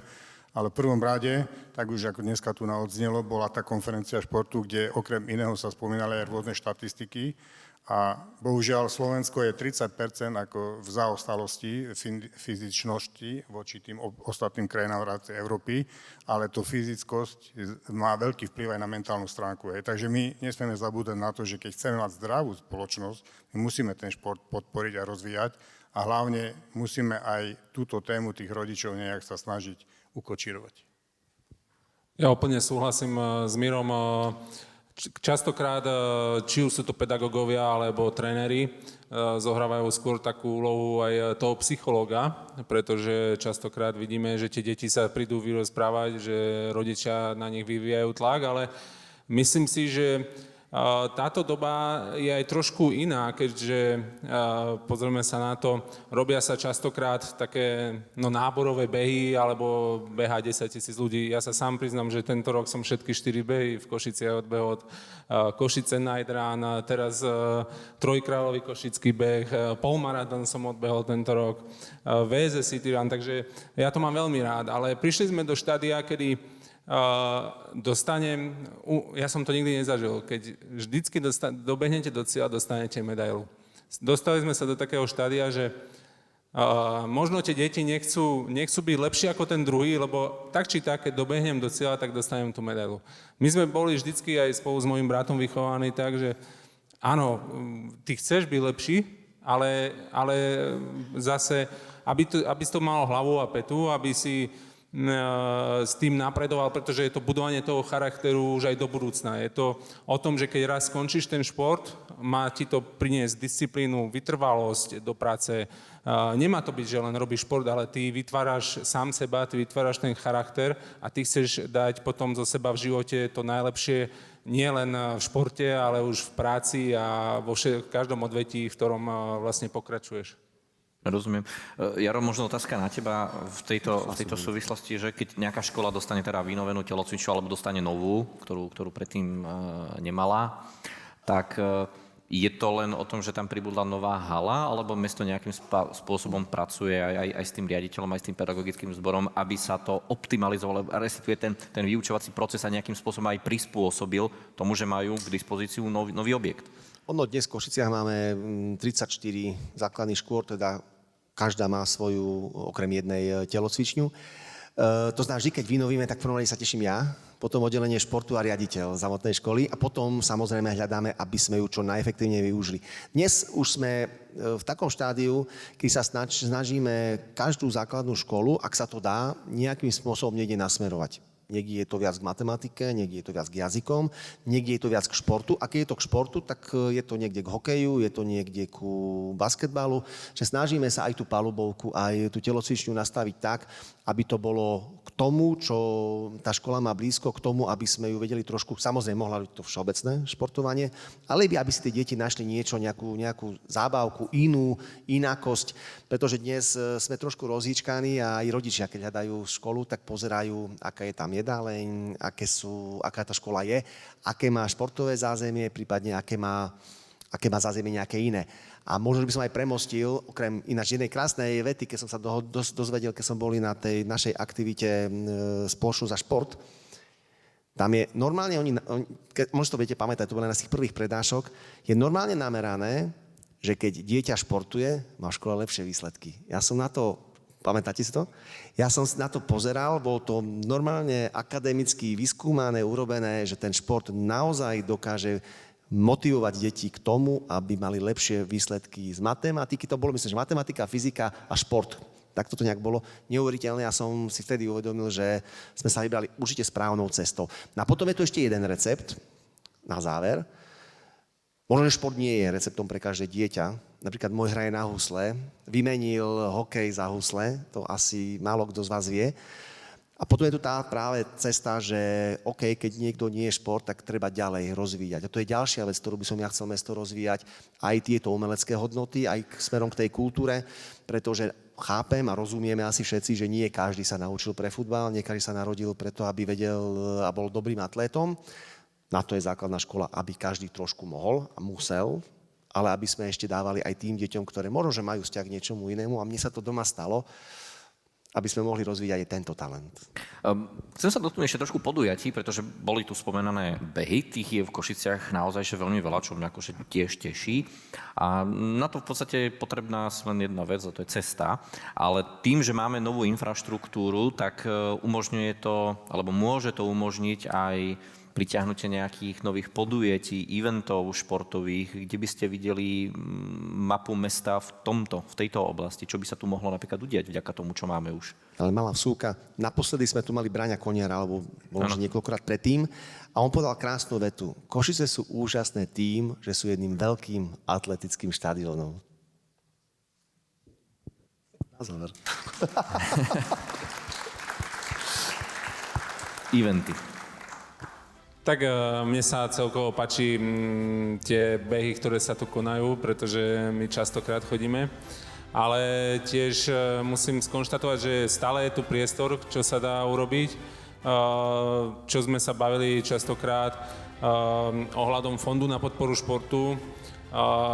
Bola taká analýza predtým, že koľko je dosť do športovej infraštruktúry, aby bola aspoň na nejakej úrovni. Tak oni to odhadali vtedy okolo 0,5 miliardy, miliardu. Teraz Fond na podporu športu preinvestoval už 482 miliónov a vidíme, že je to tak maličké percento, že každé to mesto by potrebovalo možno práve takú jednu investíciu, aby sa všetko urobilo a ja si myslím, že je tu priestor aj na horolezecké steny a na tie gymnastické miestnosti a telocvične, tak ako bolo spomínané. A určite veľký event by bol, kebyže sa tu podaria možno nejaké majstrovstvá sveta, ja neviem, v nejakom fakt, alebo EOF, ktorý tu mal byť, čo verím, že možno do budúcna bude, pretože Banskej Bystrici to veľmi pomohlo. Tam sa vybudovali tiež aj cesty skrz toho, aj tá telocvičňa, takže je tu ešte priestor na tie eventy a ja verím, že práve pán Poláček, pán primátor, pritiahne nejaký takýto väčší event. V minulom roku sme tu mali majstrovstvá sveta v cespolnom behu, takže to bolo skoro týždňové podujatie, ktoré tu bolo, možno ani niektorí to nezachytili, ale bolo tu na kopec ľudí z celého sveta, ktorí tu od rôznych kategórií sa po meste pohybovali, takže ja si myslím, že niektoré podujatia by mohli byť aj na školských podujatiach zorganizované.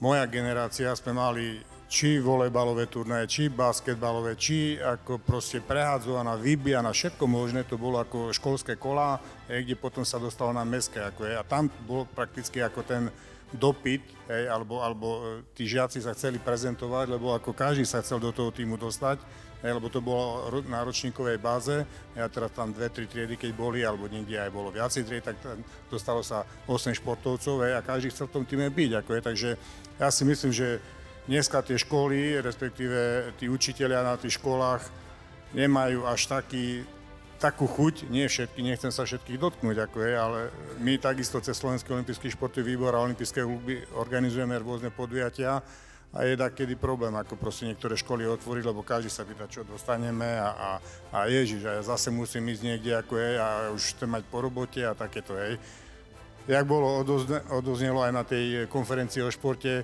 okolité krajiny majú 4 až 6 hodín týždenne, my máme 2. Takže bojujeme tu na či 2, či 3. Aj páni poslanci, niektoré vyjadrenia sa mi vôbec nepáčia, lebo povedia, že zase ministerstvo športu bolo, zase toľko peňazí a toľko, Keby sa zamysleli, že čo ten šport dokáže tomu jedincovi od dieťaťa až po toho seniora dať, a čo pre tú spoločnosť tu priniesie, tak toto by si mali niektorí zvážiť a uvážiť, čo hovoria, lebo ja si myslím, že tak, jak sú štatistiky a rôzne projekty, existuje výzva Šport 2030, Slovenský olympijský športový výbor má, a tam majú zmapované, že jedno investované euro do športu 2,47 je návratnosť, respektíve mohla by byť až 4 eurá. Takže to sú všetko veci, ktoré ľudia, ktorí by vedeli, že ten šport, majstrovstvá Európy, ktoré tu boli vo fotbale, Prešov, Košice a 8 krajín v rámci Európy, Slovenska, nikde nebolo zorganizované Európa do 21 rokov, kde by bolo v jednom štáte urobené všetky skupiny. My sme Slováci boli prví po dlhom čase, lebo všade to bolo 2-3 krajiny. A tie výsledky, keby obyčajní ľudia videli, že aká bola turistika a iné segmenty, doniesli sa peniaze z tohto podujatia, tak to by možno povedali by Dnes je evidentné, že šport prináša prenocovanie prináša spokojných obchodníkov, to sa donáša ďalších a ďalších turistov a samozrejme potom tá mestská komunita začína žiť. Však majstrovstvá Európy vo futbale, ktoré tu boli, to bolo úžasné podujatie. V tomto roku nás čaká opäť podujatie okolo Slovenska, čo je medzinárodné podujatie cyklistické. Čaká nás jedna úroveň Davis Cupu na našom tenisovom centre. Plavci by mali doniesť tiež európske súťaže. Tak postupne sa budeme rozbiehať a postupne budú prichádzať ďalšie a ďalšie veľké veci. A to vieme, keď je takáto aktivita, vtedy sú naozaj hotely vypredané a zistíme, že hotelov máme málo, lebo všetci spia v Prešove. No, dalo by sa o tejto téme rozprávať naozaj veľa, ale pozerám na svoju časomieru a tá už je strašne prísna na mňa, takže ja sa už na záver len poďakujem našim hosťom, ktorými boli pán Martin Bendík a Miroslav Luberda. Ďakujem veľmi pekne, páni.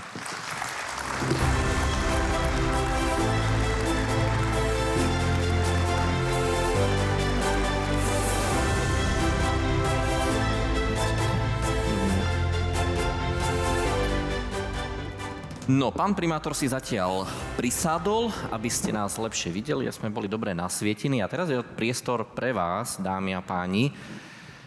A poďme si... Je to vždy dramatická časť. Poďme si trošku zagrilovať Bez pána papierov, primátora. bez nápovedy, ale mám tu pána riaditeľa, aj Áno. iných riaditeľov mestských podnikov som si všimol, tak Áno, a máme medzi sebou aj asistentov, áno, ktorí nám práve teraz aj rozsvietili. Prosím vás, je nás tu viacej. Skúsme sa zamerať na kladenie otázok. Pán primátor po podujatí tu ostane, to znamená, že na nejaké vypočutie dlhšieho názoru bude priestor, ale aby sme dali priestor čo najviac divákom a hosťom, tak stačí sa prihlásiť, ja vás svojim ostrým zrakom zamerám. Bude vám doručený mikrofón a už tam vidím. a potom následne, samozrejme ešte malá vsúka, chcem poďakovať sponzorov Taurisu a Rybe Košice, ktoré pre nás pripravili nielen tresku, potom zákulisí pre všetkých, ktorí budete mať chuť ešte chvíľku ostať na záver. Nech sa páči.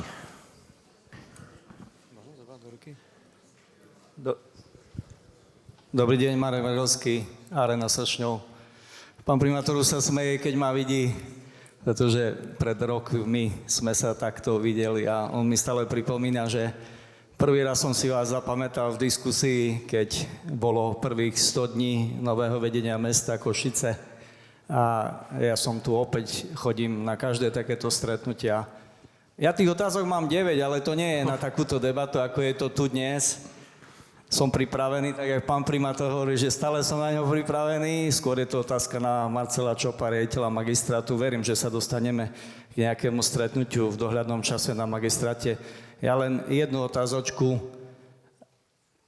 V marci 2018 som predstavil projekt výstavby zimného štadióna druhej hokejovej haly, ktorú náš hokejový klub so 400 deťmi potrebuje ako soľ. Pretože pokiaľ nevybudujeme, robíme hokej len do 14 rokov a to by bola škoda. Je dobré, že je dnes fond na podporu športu. Bohužiaľ, my sme sa ani k tomu fondu na podporu športu za tých, v marci bude 8 rokov, nedostali. Pretože my sme sa ešte totiž nepohli z útvaru hlavného architekta mesta Košice ani k stavebnému povoleniu. Aha. Otázočka na pána primátora, či tie procesy na meste v našom prípade trvajú 8 rokov. 8 rokov. Ja poviem jednu len takúto vec. Počul som v rádiu minule, že obec Veľké Leváre... Neskúsime dať priestor, aby za Košice niečo mohol pán primátor povedať, lebo... Smerujem k tomu práve. Tak skúsme stručne, prosím vás, prosím. Obec Veľké Leváre je prepojená s dopravným inšpektorátom a keď nezaplatíte daň, môžu vám zadržať vodický preukaz. Počul som to minule aj v našom košickom rádiu. Ja keď prídem na magistrát, na oddelenie dopravy na UHA, tak UHA ma posiela od Čavla k Pavlovi. Posiela ma do dopravný inšpektorát, ten povie križovatka tam. UHA povie nie, my chceme tam.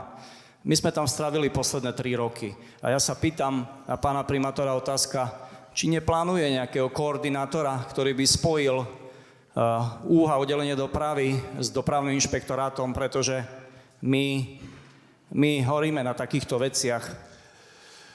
Nebudem prestierať, že s Marekom si týkame. Marek, na jednej strane mali by ste vedieť, že aj vďaka pánovi Meglerskému sme prijali v mestskom zastupiteľstve takú normu, že všetky športoviska platia len polovičnú daň. Tam je ten človek, ktorý istým spôsobom s tým prišiel, zákon nám to umožnil a následne sme urobili. Čiže tá spolupráca je samozrejme dobrá. Na druhej strane, na to, aby mohol mesto vydať kladné stanoviska, musí byť projekt dobrý. Je to o projektantoch, je to o mnohých detailoch, ktoré v tomto komplikovanom území, kde sú ešte aj rôzne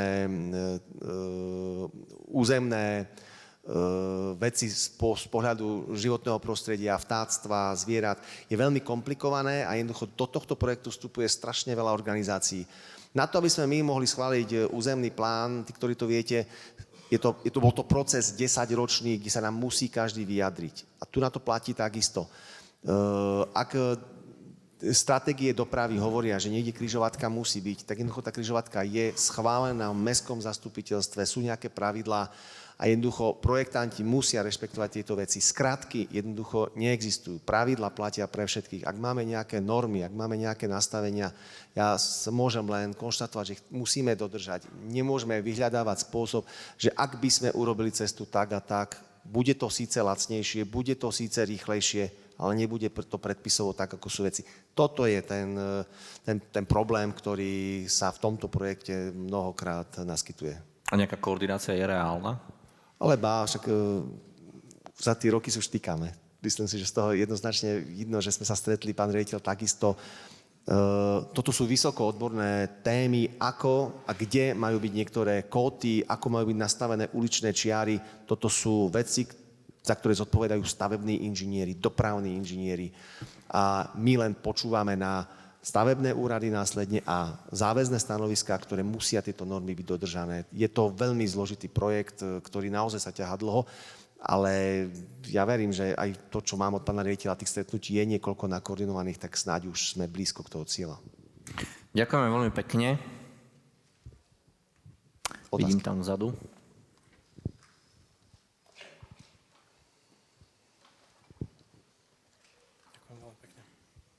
Ďakujem veľmi pekne. Moje meno je Eduard Marčák, zostaneme pri športe. Športová gymnastika. Pán primátor, dobre. Chcel by som len tak skrátke, v podstate pôsobím ako riaditeľom druhého najväčšieho gymnastického klubu na Slovensku, 6. rok v rámci mesta Košíc. S tým, že dlhodobo bojujeme so zázemím.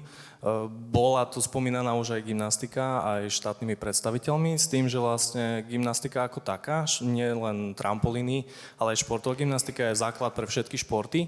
Za týchto 6 rokov v podstate ja som prebral klub za predchádzajúceho vedenia vo veľmi zlej kondícii a robíme všetko preto, aby to tak nebolo. V podstate začal som v období covidu a sme v podstate ako telocvičňa jediná takéhoto charakteru, špecializovaná, so všetkým náhradím, na východnom Slovensku ako fakt, že jediný o takýchto rozmeroch.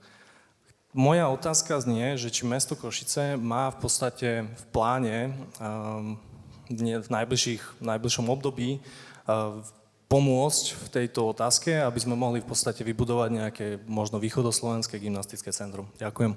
Myslím, že na tých trampolínach som to aj naznačil, že vieme o tom, že v Košiciach chýba gymnastická hala, chýba atletická hala. Je ešte tu niekoľko prvkov, ktoré treba dotiahnuť, čiže o tom sa aktívne bavíme. Myslím, že aj vy ste pri tejto debate asi s našim oddelením športu. Mám pocit, že áno, že viete o tom. Ale opäť je to o tom, či zoženieme zdroje. Ak som v úvode v tej našej debate povedal, že mesto hospodári od štátu s 90 miliónmi eur, a to vám len poviem základné čísla, 50 miliónov eur je školstvo, 35 miliónov je dopravný podnik, aby vôbec bolo na naftu, už to je 85 miliónov. A tu som vám ešte nepovedal sociálne veci, 20 miliónov, nepovedal som vám ešte mestskú zeleň, 10 miliónov a ďalšie veci. To znamená, my musíme na to nájsť externé zdroje. V krátkej dobe z bežných peňazí, z peňazí mesta Košice takéto projekty nebude mesto schopné zrealizovať. Na druhej strane Fond na podporu športu má zdvojnásobený rozpočet vďaka terajším aktivitám. To znamená, treba kresliť, treba nájsť priestor. Dnes ale máme aj ten problém, že mesto nemá taký voľný pozemok. To znamená, my musíme sa vrátiť o úroveň dozadu a takýto pozemok kúpiť a vyriešiť. A to sú ďalšie milióny. Takže áno, tej stratégii to máme, ale aby sme sa bavili v horizonte 2-3 rokov, ja to vidím ako veľmi, veľmi budúcnosť, ktorú ešte budeme musieť prekonať. Ďakujem pekne. Rozhliadam sa, nevidím tam vzadu vľavo. Nech sa páči. Dobrý večer, Martin Udrák. Pán primátor, ja sa chcem opýtať, vaše prvé volebné obdobie ste postavili na platforme boja proti vedúcim osobnostiam dnešnej vládnucej garnitúry. Dnes chválite teda poslancov Národnej rady za Hlas, ktorí vás tu aj osobne prišli podporiť, tak sa chcem opýtať, či teda, a sme na volebnom mítingu, takže môžeme sa pýtať aj takto, plánujete pracovať s podporou týchto dnes koaličných strán? A moja druhá otázka je, chýbala mi tu takisto aj téma dostupnosti bývania. Spoločnosť Deloitte dnes označuje Košice ako mesto so 4. najhoršou dostupnosťou bývania v Európe. Bežnému Košičanovi treba 14 priemerných platov, 14,2 na to, aby si dokázal v Košiciach kúpiť byt. Áno, plánuje sa nejaké nájomné bývanie, ale to sú plány do budúcnosti, teda aké sú výsledky v tejto oblasti dnes. Ďakujem pekne. Ja som na toto stretnutie výsledky pozval všetkých poslancov Národnej rady, ktorí pôsobia v meste Košice. Je mi ľúto, že neprišli tí, ktorí stoja aj za vami.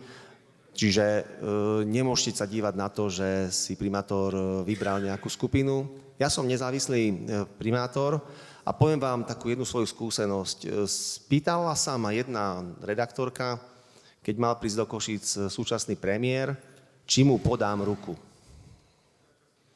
Ale ja som nezávislý primátor.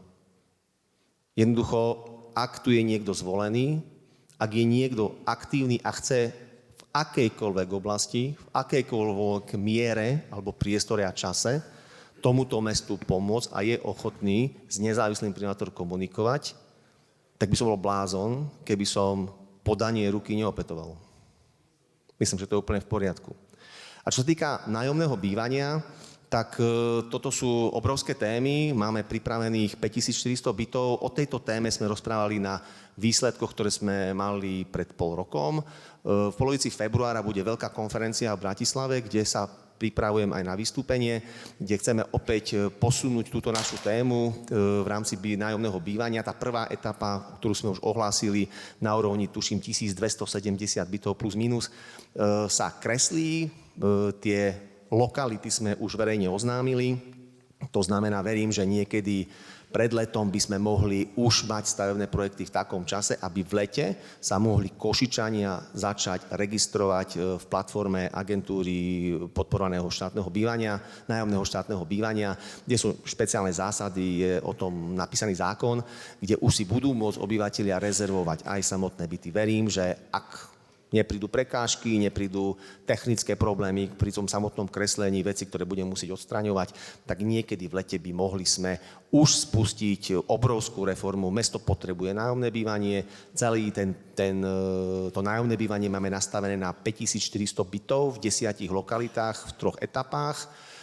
Prvé bytovky, alebo teda môžu aj základný kameň, by sme mohli začať kopať niekedy v závere tohto roka, možno začiatkom roku 2027, ale to budú bytovky, kde dokážeme ich postaviť do 12 mesiacov a ich skolaudovať. Už to budú nové technológie, bude to už úplne inak vyzerať. To je jedna téma. A čo tretia téma v rámci bývania, je tu obrovský projekt nového mestského centra Košice Hornát, o ktorom ste určite všetci počuli. No a táto téma je o 20 000 bytoch, je to o sídlisku, ktoré je ohraničené Prešovskou cestou a riekou Hornát, alebo železničnou stanicou, železnicou ako takou, kde v priebehu jedného dňa máme to naprojektované, aby tam dokázalo žiť ako v novom mestskom centre, ako keby v novej mestskej štvrti až 80 000 ľudí. To je to, čo sme my už nastavili v rámci územného plánu, aby v našom meste sme pripravili priestor preto, aby sa tu mohlo developovať, aby sa tu mohlo stavať, aby mohli prichádzať aj súkromní investori. My ako mesto chceme byť aktívni v tých 5400 bytoch a zároveň chceme vďaka tomu, že územný plán je schválený a nastavil už pravidlá a podmienky, to znamená hovorí, kde sa môže stavať, ako sa môže stavať, aké vysoké budovy môžu byť, koľko materiálu, koľko betónu môžu liať na konkrétnych miestach, ako budú vyzerať uličné štvrte, uličné čiary, ako budú vyzerať cesty. Toto už je o tom, aby developeri vnímali, chodíme za nimi, sme aktívni, aby sa chytili tejto aktivity. S tým súvisí aj ďalší projekt, aby sme to nájomné bývanie rozbehli, aby sme túto štvrť rozbehli, je štúdia uskutočniteľnosti, ktorá sa v tejto chvíli koná. Verím, že za nejakých 2-3 týždne, možno že mesiac by sme vám mohli už o nej povedať viac. A to bude vlastne potvrdenie, že sme schopní nielen finančne, ale hlavne technicky prepojiť, to som v úvode rozprával, východ so západom, teda Furču, Staré mesto, ktoré sa ďalej napája, tým, že sa dokážeme so súhlasom železníc a vodohospodárskeho podniku podkopať pod železnicu cez Masarykovú ulicu, dostať sa hore, následne zokruhovať napríklad električkové trate a vrátiť sa v tomto území, ktoré chceme budovať, pod železničnú stanicu, tak ako ju poznáte, na staničnom námestí naspäť. Toto sa teraz pripravuje, to budeme vám za pár týždňov ukazovať a verím, že to sú tie impulzy, na ktoré sa pýtate v nájomnom bývaní. Áno, nájomné bývanie potrebuje impuls, nie v Košiciach, na celom Slovensku. Aj kvôli Volvu, aj kvôli ďalším a ďalším investíciám. No, trošku si sa rozhovorila, časomiera vyzerá desivo, tak ešte dajme priestor na jednu otázku, ak je. Áno. No a vidíš, ja som vedel, že mám ďalej pokračovať, lebo tá električka, keď som hovoril z Masarykovej ulici, tam pôjde električka, my sme trošku prekreslili celú trať. Tá trať je schválená aj v novom územnom pláne, ktorý je schválený. To znamená, to sú veľké veci, lebo už to je schválené, už sa o tom vie. To územie je už zakonzervované pre novú električku. Pôjde spôsobom teda popod železnicu, cez Masarykovú ulicu, následne mostom cez Hornát, obslúži nové mestské centrum a potom sa stáča doľava na samotné Ťahanovce. Ak chceme mať električku, ktorá bude naozaj urobiteľná, vyfinancovaná z eurofondov, tak ona musí obslúžiť dostatočný počet ľudí. No a práve tým, že prejde cez nové mestské centrum, kde potenciál bývania je obrovský, tak máme vyrátané, že práve to by mohol byť impuls na to obdobie, ktoré nás čaká v budúcnosti eurofondové, aby práve do takéhto typu dopravy sme získali eurofondy. Lebo ako som povedal v úvode, pri tých eurofondoch z vlastných zdrojov sa nepohneme. Musíme hľadať tieto zdroje, musíme mať tieto projekty nakreslené, musíme tieto skratky nastaviť, aby sme to mohli dofinancovať. Čiže ak je otázka, či na Ťahanovce električku, tak áno. Kedy? Ja sa nádejam, že niekedy v roku 2030 môžeme začať realizáciou takejto stavby. No, eurofondovým financovaním sme v podstate túto debatu nejakým spôsobom začali a eurofondovým financovaním ju asi aj ukončíme. Jaro, ďakujem ti veľmi pekne. Skúsme ešte dať nejakú takú záverečnú reč z tvojej strany a potom sa už poďakujeme. Ešte ja som vôbec nebol pripravený na záverečnú reč, lebo som si myslel, že otázok budeme tu. Ty tak zatváraš to rýchlo a už nechceš diskutovať a ja by som veľmi chcel. Budeme diskutovať, ako som už povedal, pri tej našej treske, košickej samozrejme, ktorá mimochodom v minulom roku oslavila 70 rokov. Sľúbil som to Taurisu, že to poviem, takže to patrí aj k tomuto. Chcem sa vám poďakovať, že ste prišli, poďakovať, že ste aktívni, že chcete počúvať na to, čo sa v meste deje. Naším cieľom je, aby sa mesto dostalo bližšie do mesta, bližšie k vám, aby fóra, ktoré v minulosti neboli, nefungovali, aby ste sa mohli pýtať, mohli ste počúvať, čo všetko chystáme. A nechystáme to len z pohľadu Jaro Poláček, primátor, ale naozaj je to obrovská tímová práca. Ja tu vidím aj niekoľkých poslancov mestského zastupiteľstva. Ak by oni neverili, nedôverovali, ak by neschválili akčné plány, ak by neschválili napríklad to, že chceme mať nový územný plán, alebo to, že požiadame medzinárodné organizácie, aby nám naprojektovali nové mestské centrum, o ktorom som rozprával, tak by tieto aktivity neboli. Jednoducho táto vízia, tento cieľ by sa nenaplňal. Takže je to aj o tom, že dôverujú tomu, čo v meste v rámci našich aktivít chystáme. Takže veľký potlesk pre celý jeden veľký tím starostov, poslancov. A teším sa ešte na jednu vec, lebo vidím tu na zástupcov študentského parlamentu. Pre Košice veľká vec, mnohé krajské mestá to majú, Košice nie. Zdá sa, že prišla chvíľa, kedy budúci pondelok, kývajú hlavou, štvrtok, streda, útorok. Takže áno, budúci týždeň už bude študentský parlament aktívny a nebudeme len načúvať tým, ktorí už sme boli naučení, či už ste to vy, ale konečne do tej veľkej partie, aby som mohol načúvať, aby sme mohli počúvať, čo študenti chcú, budeme môcť tak nasunúť, načúvať a počúvať, čo by študentský parlament demokraticky zvolený a demokraticky by mal chuť v meste našom meniť. Tak ja verím, že to bude ďalšia silná aktivita. Dobre. Tak, dámy a páni, ja veľmi pekne ďakujem nášmu primátorovi a ďakujem hlavne vám, teda, že ste to s nami vydržali. Časomiera mi ho ukazuje, že hodinu aj 40. Dostatočný výkon z vašej strany, uvedomujem si to a ďakujem veľmi pekne. Prajem vám všetko dobré v novom roku, lebo sme takto na začiatku, tak sa to aj celkom hodí. Veľa zdravia, šťastia a sledujte aktivity tohto mesta. Buďte zdravo kritickí, veď to je to aj potrebné v rámci nejakých slušných Pán primátor to určite uvítá. No a verím, že sa vidíme pri nejakej takejto udalosti opäť. Nech sa vám darí, máš pravdu, všetko dobré do nového roka. A dnes som vymyslel novú frázu, nech sa vám splnia všetky sny. Ďakujem veľmi pekne.